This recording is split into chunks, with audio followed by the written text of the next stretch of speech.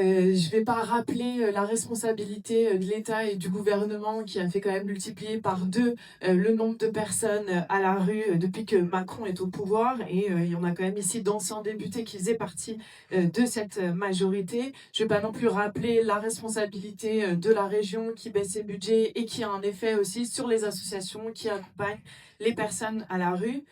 Maintenant, on a aussi, voilà, on est dans une élection municipale, il y a une majorité sortante qui promet Nantes ville refuge. Pardon, mais j'ai quand même du mal un peu à croire à ce type de promesse. Christophe a évoqué le 1%, un fonds métropolitain de 1%, c'est-à-dire 10 millions d'euros alloués pour l'hébergement d'urgence, pour l'accompagnement des personnes à la rue. En réalité, il a bien été voté en 2021 dans le budget, mais ensuite, il n'y a pas eu ces 10 millions d'euros à chaque fois alloués. Donc ça veut dire qu'on a un problème, on a une promesse, mais derrière, ça n'a pas suivi et le budget n'a pas réellement suivi. Comment aussi est-ce qu'on peut croire à de telles promesses quand on voit avec quel dénigrement ont été traités les camarades de la Maison du Peuple? La Maison du Peuple, c'était un centre social autogéré dans le collège, l'ancien collège Notre-Dame de Bon Conseil. Ils ont été expulsés en juillet 2021. Le collège a été laissé au ras. Il est toujours au ras, malgré une tentative de réouverture où les militants et les militantes dont j'étais ont été criminalisés et mis en garde à vue juste pour réouvrir un bâtiment qui en fait pouvait héberger des personnes. Et qu'est-ce qui s'est passé sur ce cas-là? Et je pense que c'est important parce que ça dit aussi les leviers qu'on peut avoir. C'est qu'il suffisait que la mairie se porte garante d'un bail précaire pour rassurer le diocèse qui avait un projet immobilier sur ce collège et qui a refusé de le faire.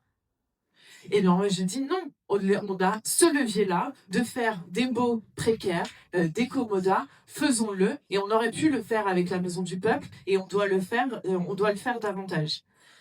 Après, c'est le bras de fer avec l'État. Et je pense que le bras de fer avec l'État, il doit se faire aussi du point de vue du droit. Donc, on a une maire qui nous dit qu'elle refuse d'utiliser son pouvoir de police, parce que la maire a bien un pouvoir de police qui lui permet de réquisitionner des bâtiments vides. C'est pas quelque chose de très révolutionnaire, puisque c'est une réquisition temporaire et en plus qui indemnise le propriétaire. Mais pourquoi ne pas le faire? Au moins, même si c'est compliqué, ça peut être certainement retoqué ensuite au tribunal administratif, mais d'abord, ça offre quand même un certain répit, et ensuite, ça fait travailler la jurisprudence par la suite. C'est la même chose sur les arrêtés anti-expulsion, c'est très compliqué, mais le bras de fer avec l'État, c'est aussi aller sur ce type d'arrêté pour faire évoluer la jurisprudence. J'aimerais parler quand même des bidonvilles parce que c'est une question qui est souvent peu abordée. On a 61 bidonvilles, 3500 personnes dans l'agglomération qui vivent en bidonville, qui sont essentiellement des travailleurs et des travailleuses agricoles dans le muguet, dans le maraîchage et j'en passe, dans les vignes aussi. Ces personnes ont quand même été traitées d'une façon complètement indigne sur ces dernières années. Elles se sont mobilisées. On a fait partie, on était à leur côté, notamment en mai l'année dernière, lorsqu'elles se sont mobilisées pour leurs droits. Derrière, la mairie les traite avec un mépris inimaginable. Je ne comprends pas qu'on a 61 bidonvilles. Le résultat sur les 10 dernières années, malgré la mise en avant d'une politique de résorption des bidonvilles, les résultats sont quasi nuls. Il y a quelques terrains, un terrain à Orvaux, peut-être un terrain à Saint-Herblain, mais je veux dire, par rapport à l'augmentation du nombre de personnes dans les bidonvilles, en fait, le résultat est clairement pas satisfaisant. Pourtant, ces personnes, elles sont proactives, elles portent elles-mêmes les solutions pour résorber ces bidonvilles-là. Il y en a qui veulent il y a des familles qui veulent être relogées, on peut le faire, mais ensuite, il y a aussi des gens qui disent aménagez-nous des terrains pour lesquels on est prêt à payer des loyers. Mais ça veut dire un raccordement à l'eau normale, un raccordement aux déchets normal et à l'électricité aussi normale, avec un revêtement qui fait qu'on ne vit pas dans la boue au quotidien, qu'on peut être propre au quotidien et donc plus facilement aussi aller à l'école. et que quand on ne peut pas aller à l'école à côté de chez soi, et ben dans ce cas-là, l'égalité républicaine, puisque c'est ça, de ça dont nous parlent les élus, ben dans ce cas-là, vous mettez en place des navettes scolaires pour que les enfants puissent aller à l'école tous les jours. C'est ça, normalement, la pseudo-égalité républicaine.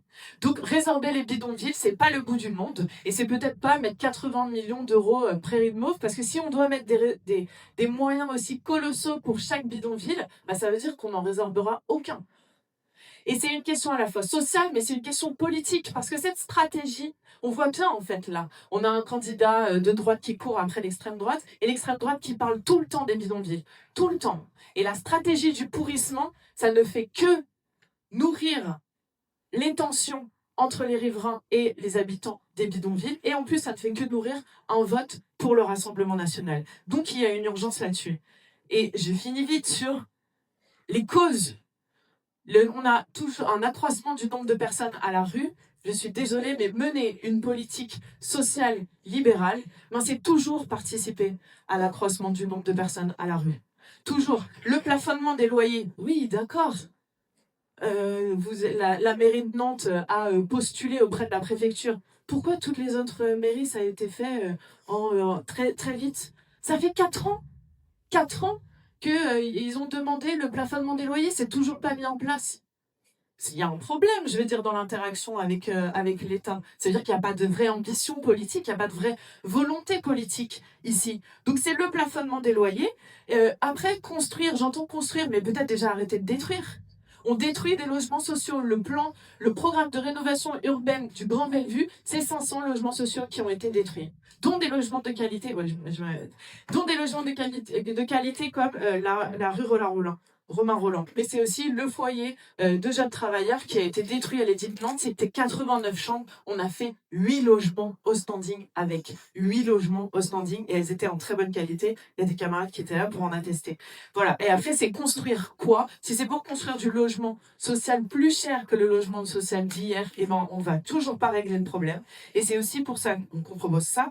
Et de construire 10 000 T1 bon marché avec des espaces partagés, par une agence municipale pour le logement qui reprendra les règles du logement et qui fera baisser les prix du logement et aussi qui fera de la promotion publique. Excusez-moi d'avoir été longue, merci de votre attention.